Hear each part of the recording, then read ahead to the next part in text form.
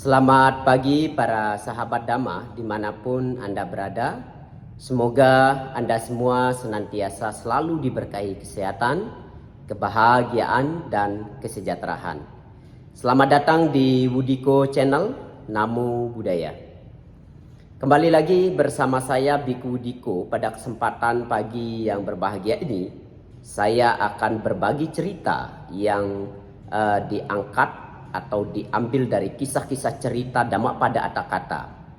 Dan kisah-kisah inspiratif ini pada kali ini saya akan menceritakan kisah Dhammapada Atthakatha Sair 13 dan 14. Para sahabat Dhamma, silakan ikuti terus cerita dan tonton terus video ini sampai tuntas sehingga Anda nanti akan bisa menemukan nilai moral, nilai positif, makna yang dalam yang bisa diambil dari kisah ini, yang bisa diambil dari cerita ini, dan bisa menjadi tuntunan atau guru di dalam praktek Dhamma di dalam kehidupan kita. Pada sair 13 dan 14 ini, itu yaitu menceritakan kisah Nanda, sepupu dari Siddhartha Gautama atau sepupu dari Buddha Gautama, dan juga menceritakan ayah dari Buddha Gautama yaitu Raja Suddhodana yang seorang umat berumah tangga bisa mencapai tingkat kesucian arahat. Dan begitu juga dengan sepupunya ini yang ingin menikah, namun Buddha mengetahui bahwa si Nanda ini bisa mencapai tingkat kesucian arahat. Akhirnya Nanda pun dalam kesempatan itu juga mencapai tingkat kesucian arhat. Jadi para sahabat dimanapun Anda berada, mari kita simak, kita langsung ke ceritanya. Di dalam sair 13 dan 14 ini menceritakan tentang kisah Nanda Thera. Nah, suatu ketika Sang Buddha menetap di wihara Weluwana, Raja Gaha. Waktu itu ayahnya Raja Suddhodana berulang kali mengirim utusan kepada Sang Buddha, meminta beliau untuk mengunjungi kota Kapila Watu. Memenuhi permintaan ayahnya, Sang Buddha mengadakan perjalanan dengan diikuti oleh sejumlah besar arahat. Saat tiba di Kapila Watu, Sang Buddha bercerita tentang Wesantara Jataka di hadapan pertemuan saudara-saudaranya. Pada hari kedua, Sang Buddha memasuki kota dengan mengucapkan sair berawal Udite nak pamajeya, artinya seseorang harus sadar dan tidak seharusnya menjadi tidak waspada. Beliau menyebabkan ayahnya mencapai tingkat kesucian Sotapati. Mendengar bait ini, sair yang disampaikan oleh Buddha ini, di mana sairnya berbunyi, seseorang harusnya sadar dan tidak seharusnya menjadi tidak waspada, menyebabkan Raja Suddhodana mencapai tingkat kesucian Sotapati. Nah, ketika tiba di dalam istana, Sang Buddha mengucapkan sair lainnya yang berawal kata Dhammang care sucaritang. Artinya, seseorang seharusnya mempraktekkan Dhamma, dan sang raja berhasil mencapai tingkat kesucian Sakadagami. Menyampaikan bait kedua ini, ya, Dhammang care sucaritang, seharusnya seorang mempraktekkan Dhamma. Mendengar kata-kata ini, Raja Suddhodana mencapai tingkat kesucian kedua, yaitu Sakadagami. Nah, setelah bersantap makan, Sang Buddha menceritakan tentang Canda Kinarik Jataka berkenaan dengan kisah kebajikan ibunya Rahula, ya. Kisah kebajikan ibunya Rahula. Anda tahu ya, Rahula itu siapa? Mantan istri dari Pangeran Siddhartha Gautama, yaitu Dewi Yasodhara. Ya. Nah, pada hari ketiga di istana berlangsunglah upacara pernikahan Pangeran Nanda, sepupu dari Siddhartha Gautama atau sepupu dari Sang Buddha. Sang Buddha pergi ke sana untuk menerima dana makanan atau pindak patah dan memberikan mangkoknya kepada Pangeran Nanda. Kemudian Sang Buddha pergi meninggalkan tanpa meminta kembali mangkoknya.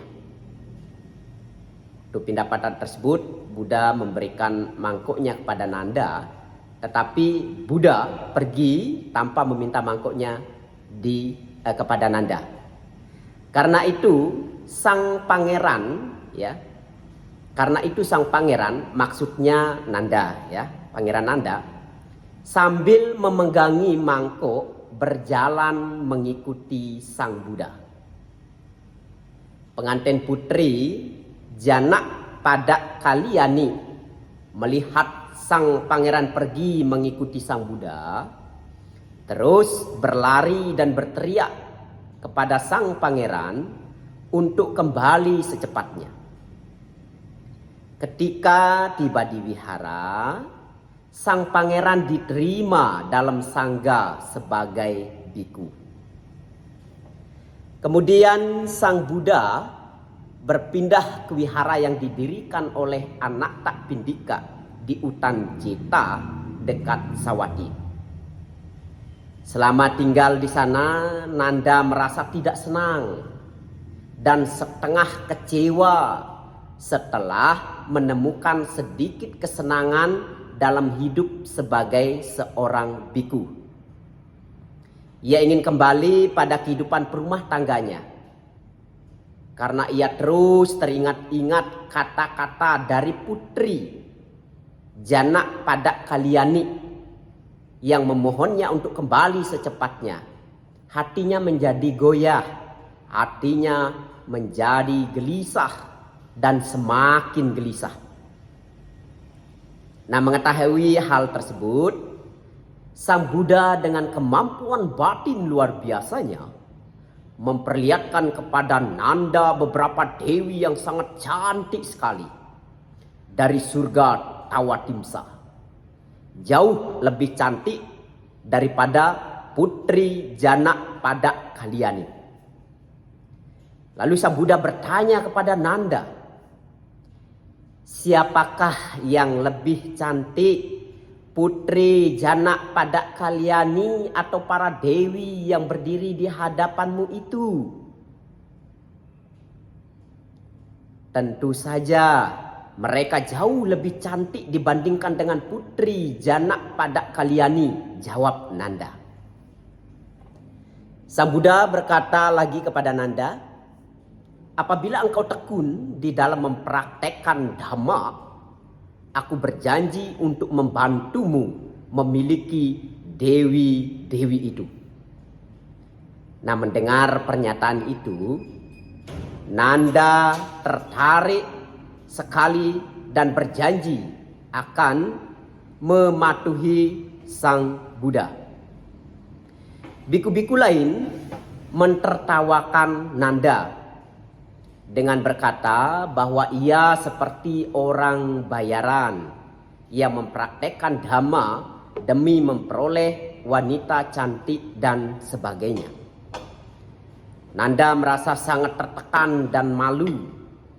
Karena itu, dalam kesendirian, ia mencoba dengan keras mempraktekkan Dhamma dan akhirnya mencapai tingkat kesucian arahat. Nah, sebagai seorang arahat, batinnya bebas dari semua ikatan dan keinginan. Dan Sang Buddha juga bebas dari janjinya kepada Nanda. Semua itu telah diketahui oleh Buddha sejak awal. Ini kemampuan seorang Buddha, ya. Apapun yang diarahkan oleh batin Buddha, beliau akan mengetahuinya, ya. Biku-biku yang lainnya yang semula mengetahui bahwa Nanda tidak bergembira menjalani hidup sebagai biku, kembali bertanya bagaimana ia bisa mengatasinya. Nanda Thera menjawab bahwa sekarang ia tidak lagi terikat dengan kehidupan perumah tangga. Mereka berpikir Nanda tidak berkata yang sebenarnya. Mereka berpikir bahwa Nanda ini berbohong atau tidak mengucapkan ucapan yang sebenarnya. Karena itu, mereka mencari keterangan perihal masalah itu kepada Sang Buddha dengan menyatakan keraguan-raguan mereka. Para bhikkhu ini pergi menemui Sang Buddha atas pernyataan dari bhikkhu Nanda tersebut untuk menghilangkan keraguan-raguan mereka. Lalu Sang Buddha menjelaskan kepada mereka bahwa sebelumnya kenyataan alamiah Nanda sama seperti atap rumah yang bocor. Tetapi sekarang rumah itu telah dibangun dengan atap rumah yang sangat baik. Kemudian penjelasan itu diakhiri dengan syair 13 dan 14 seperti berikut ini. Bagaikan hujan yang dapat menembus rumah beratap tiris, demikian pula nafsu akan dapat menembus pikiran yang tidak dikembangkan dengan baik. Bagaikan hujan yang tidak dapat menembus rumah beratap baik, demikian pula nafsu tidak dapat menembus pikiran yang telah dikembangkan dengan baik. Inilah dua syair yang disampaikan oleh Buddha ya, kepada para bhikkhu yang hadir di tempat tersebut, yang menyampaikan pernyataan mereka kepada Buddha atas keraguan mereka apa yang disampaikan oleh Nanda bahwa ia sudah tidak terikat lagi terhadap kehidupan perumah tangga. Bapak, Ibu, dan para sahabat Dhamma dimanapun Anda berada, lalu nilai moral apa, nilai positif apa, atau hal-hal baik apa yang bisa kita petik dari penggalan cerita tentang Nanda Thera ini? Di sini kita diajarkan apabila seseorang tekun, bersemangat, rajin di dalam latihan, ia akan mampu mencapai hasil yang maksimal. Seperti yang dilakukan oleh Nanda ini, dengan penuh semangat, dengan penuh ketekunan, dengan semangat yang pantang menyerah, ia terus berlatih mempraktekkan Dhamma yang ditunjukkan oleh Buddha Gautama, hingga pada akhirnya Nanda ini mencapai tingkat kesucian arhat. Nah, ini mengajarkan kepada kita apapun pekerjaan yang Anda lakukan, para ibu bapak ataupun para sahabat Dhamma dimanapun Anda berada, jika pekerjaan tersebut Anda tekuni dengan baik, jika pekerjaan tersebut Anda lakukan dengan semangat, dengan baik, tentu apa yang Anda kerjakan akan memperoleh hasil yang maksimal. Untuk itulah mari kita melakukan setiap tugas dan kewajiban kita, setiap pekerjaan yang kita lakukan, yang harusnya kita praktekkan, yang harusnya kita jalani, yang harusnya kita lakukan, maka lakukanlah itu dengan penuh ketekunan, lakukanlah hal tersebut dengan penuh semangat, sehingga kita akan memperoleh hasil yang maksimal. Demikian cerita yang dapat saya sampaikan dari kisah cerita Dhamma inspiratif dari cerita Dhammapada Atthakatha ini. Semoga apa yang cerita yang saya sampaikan ini bisa memberikan inspiratif baru, bisa memberikan semangat baru bagi para sahabat yang mendengarkan cerita atau bagi para sahabat yang menonton video ini. Semoga semua makhluk hidup berbahagia. Sabi serta bawantu sukitata. Namo Buddhaya.